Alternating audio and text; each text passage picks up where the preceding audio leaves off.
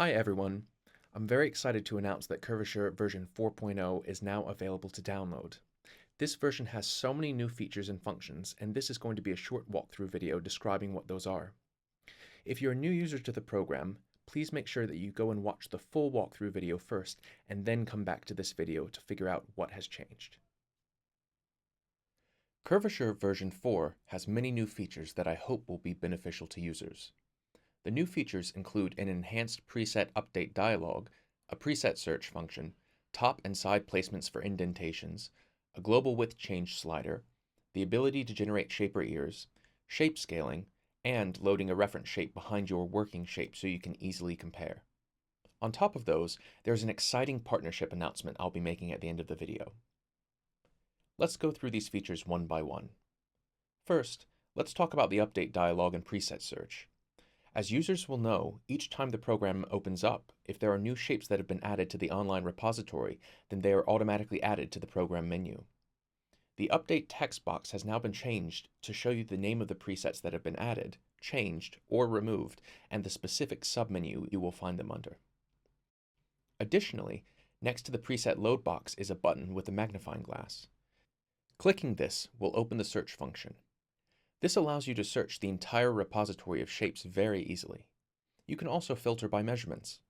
If you wanted a bassoon shape in the range of a 15.5 to 15.6 millimeter flat tip measurement, enter the minimum and maximum measurements with those values, and all the shapes that fit within that range will appear.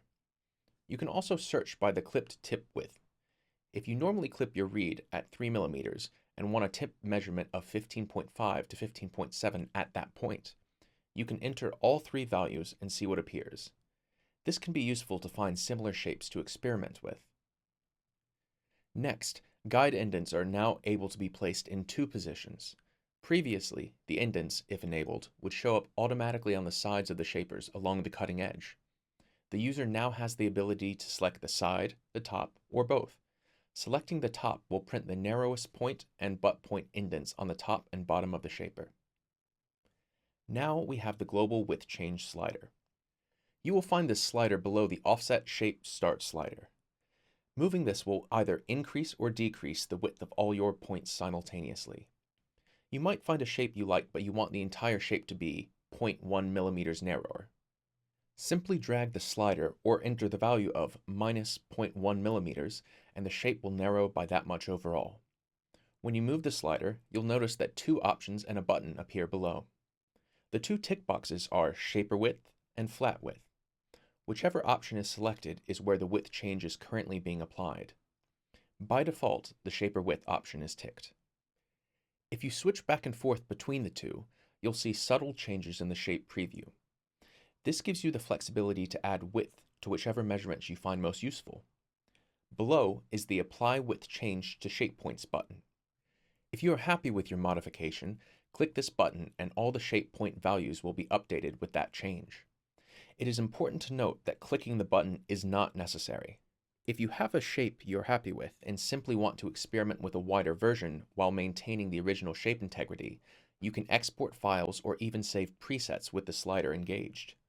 When you reload your saved preset, the slider will move to where you left it while saving.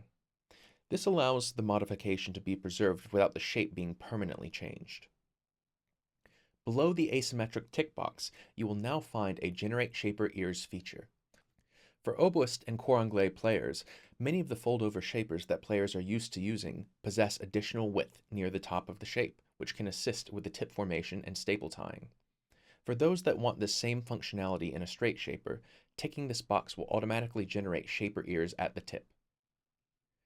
Moving down, we've reached the Scale Shape function. If you tick this box, a scale dialog appears below. This function allows the user to take any shape and scale it in any way they see fit, including between different instrument types. For example, if you wanted to take a bassoon shape and scale it to a contrabassoon shape, that is now easy to do. First, select your bassoon shape. Make sure that the Scale Shape box is ticked. The current length of the shape will be listed as the length ratio, which is 1, multiplied times the total length, which is currently 120 millimeters. If you want to scale the shape to 150 millimeters, which is the standard contrabassoon length, then simply enter 150 into the total length field. You will see that the ratio automatically changes to 1.25, as that is the scaling factor between bassoon and contrabassoon. You will also see that the tip in the box above automatically changes. You must then click Apply Scale to Shape, and the shape will scale to the values you have entered. For clarity, the scaling always applies to the flat width numbers. This is so that the resulting shape is an exact scale of the source shape. You can also untick the lock ratio box to allow for individual width and length scaling. In scaling proportionally, you might find that the scaled up tip width is too wide or too narrow for your own use. If you find this to be the case, with the ratio unlinked, enter your desired width, and the shape will scale using a different ratio to the length. This allows for maximum flexibility while experimenting between different shapes. Unlike the global width change, if you don't click Apply Scale to Shape, the changes won't be exported in the files or the presets, so please make sure to click Apply Scale before generating any files and to double check your desired lengths and widths on the preview grid. Next, we have the preset reference function. This allows for two shapes to be loaded in the preview area so you can easily compare them. To enable this function, tick the Load Preset as Reference box at the bottom of the Preview Controls area. Ticking this box will enable the button. Click Load Preset as Reference, which, when enabled, should change to Cancel Load as Reference. If you wish to cancel this function, click the Cancel Load button. While the toggle is on, go up to the menu and select any preset or load one of your own. When you've clicked a preset, it will appear as a dotted orange outline behind your working shape. At this point, you might notice that on the grid and next to the preset reference button, you have A and B toggle buttons that have become enabled. The A shape is your working shape, which has values loaded in the shape points.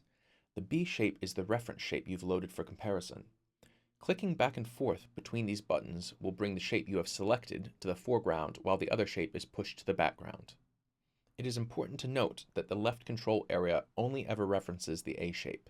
If the B shape is selected, it is visually brought to the foreground, but the shape points will always refer to the working A shape. Using this function allows you to visually compare the shapes to one another, but you can also compare clipped tip widths, collar widths, total blade area, and curvature combs. If any of these elements are enabled, then annotation boxes for each shape are shown simultaneously. This allows you to quickly and accurately compare the shapes with more data. To preserve visual clarity, the curvature comb will only be displayed for the foreground shape, so to compare, you should switch back and forth between the two. Finally, at the bottom, you might have noticed a new button labeled Order at Reeds and Stuff. I'm very excited to announce that CurvaSURE is partnering with Reeds and Stuff to allow users to prototype and make their shapers into the high-quality metal versions that Reeds and Stuff is known for. If you don't have access to a 3D printer, you can order prints through them, assembled in the exact way they are designed to be used. If you would like a metal version made, simply export the DXF file from the program export options and upload it via the order page. It's worth mentioning that there are expected length and gouge diameter dimensions for each instrument type. Please consult the Reeds and Stuff documentation prior to uploading so you can be certain that your shape will be accurate to how you have designed it. That brings us to the end of the new features included in CurvaSURE version 4.0. I hope these updates will be useful and beneficial in your shaper design and experimentation. As always, send any comments, questions, or suggestions my way. Thanks for watching, and I hope you enjoy CurvaSURE version 4.